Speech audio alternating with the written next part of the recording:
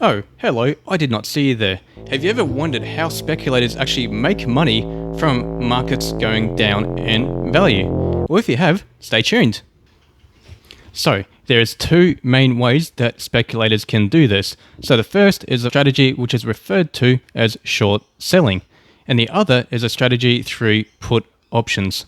I'll explain both, but first, let's start with short selling. To explain how short selling works, let's just pretend that my pegboard here is the broker, and let's just pretend that all three of these drills are exactly the same, and let's just say that its current market value is about $20.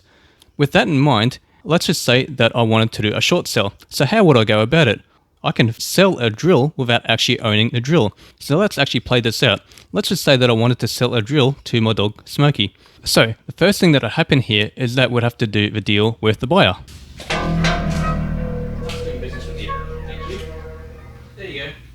That's the buyer side of the transaction completed. Smokey, the buyer, is happy, and he can now do whatever it is that dogs do with drills, which I'm sure is quite a lot. But now let's go to the seller side, or my side. I now owe the broker a drill, and the broker will not give me that $20 until I've provided them with a drill. And now let's just pretend that some time has passed.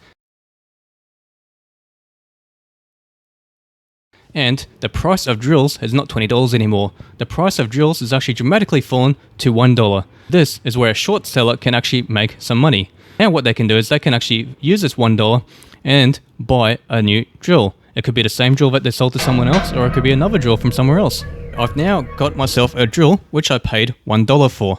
So now I can actually go back to the broker or the pegboard and say, hey, now I'm ready to complete our deal. I'd like to give you that drill now, and remember, you owe me $20. Through buying a drill for $1 at a lower price, and then closing a transaction which I did before that at a higher price, I made a $19 profit. That is one of the common strategies, and the other commonly used strategy to make money from a falling market is through a device called an option. To explain this, I first need to explain what an option actually is. There are two types of options. There are call options and put options. With a call option, let's just say that I want to buy a lawnmower. Its current market price is $20, but I don't know what the price will be next week when I actually need the lawnmower. So what I can do is to say, hey, here's $1 for you today, but I want a guaranteed right that when the time comes next week, you will sell me that lawnmower for $20, no matter what the market price is.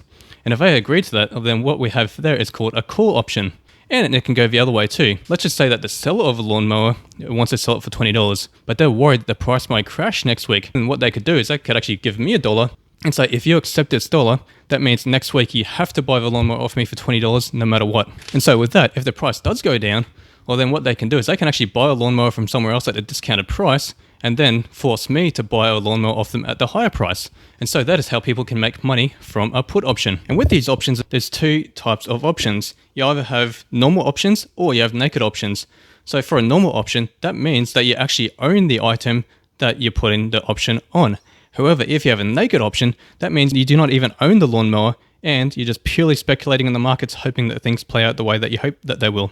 Short selling and put options are the two primary strategies used to make money from a falling market. Now, I hope you learned something useful out of this, and if you did find this content good, please don't forget to, you know the drill.